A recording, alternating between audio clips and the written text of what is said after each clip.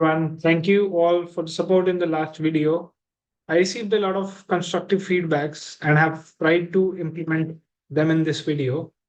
Please ऐसे ही प्यार देते रहिए and guide me on how we can spread this awareness together. आज मैं एक बहुत ही सीरियस टॉपिक के बारे में बात करना चाहता हूँ। वो है हैप्पीनेस इंडेक्स।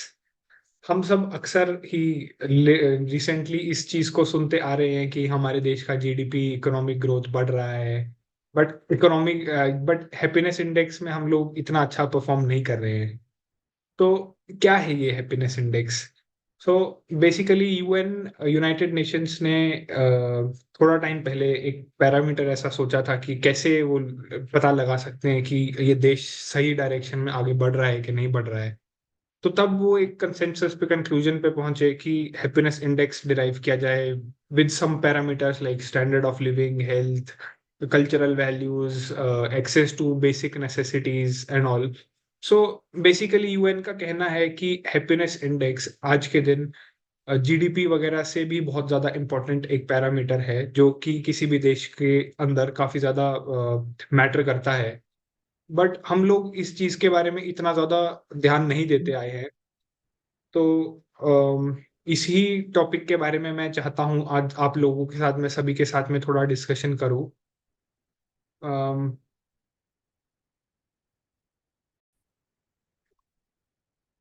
सबसे पहले तो मैं आप लोगों के साथ में हमारा जो करंट स्टेट है हमारे कंट्री का वो बताना चाहूंगा। हम लोग आज के दिन सबसे 20वें नंबर पे खड़े होते हैं जो सबसे ज्यादा दुखी देशों में से।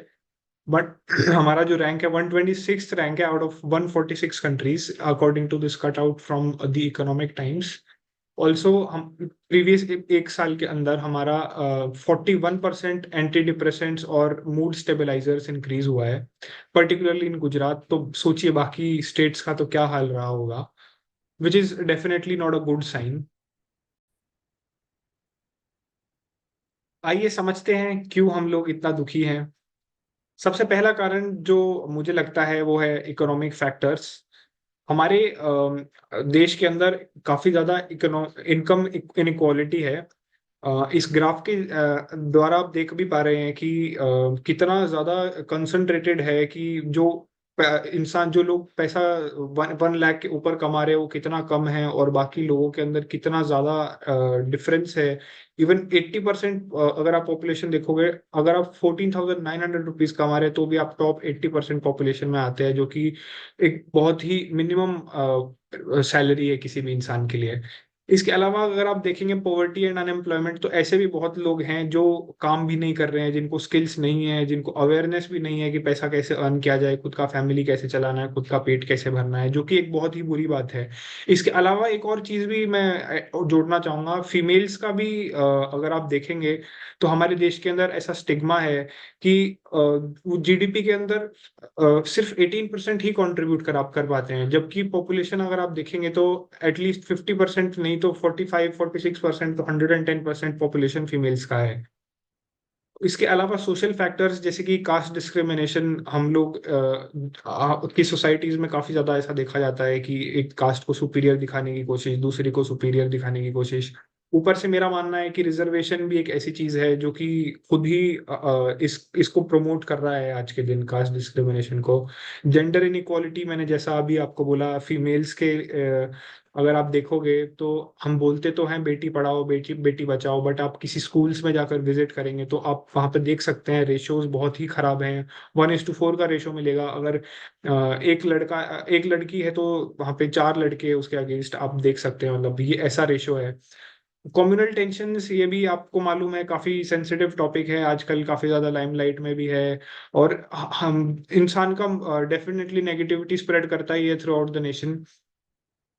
इसके अलावा इंफ्रास्ट्रक्चर एंड पब्लिक सर्विसेज के अंदर आप देखेंगे तो साफ पानी ना मिलने की, साफ पानी और इलेक्ट्रिसिटी, सैनिटेशन, ये सब चीजें ना मिल पाना, ये भी एक बहुत बड़ा कारण है कि लोग इतना परेशान हैं। इसके अलावा health care and education facilities का जो इंफ्रास्ट्रक्चर है, हेल्थ केयर में देखेंगे तो आप कहीं पे हॉस्पिटल्स में जाएंगे तो डॉक्टर्स को, पहली बात तो डॉक्टर्स मिलना इतना मुश्किल है, इतनी लंबी लंबी लाइनें होती हैं। फिर उसके बाद में अफोर्ड कर पाना, एक बार आप बीमार होकर हॉस्पिटल चले जाओ तो बड़ी ही बड़ा ही एक्सपेंसिव है for a way common person, common man. उसके अलावा एजुकेशन सबसे एक मेजर चीज है जिसको मुझे लगता है कि काफी ज्यादा स्टेगनेंट है पिछले काफी टाइम से। स्किल्स में अपग्रेडेशन इतना ज्यादा नहीं हुआ है। वही पुराना करिकुलम आज के दिन भी फॉलो किया जाता है, सेम सिलेबस, सेम तरीके से एग्जाम लेना, जो कि मेरे हिसाब से थोड़ा सा बदला जाना चाहिए।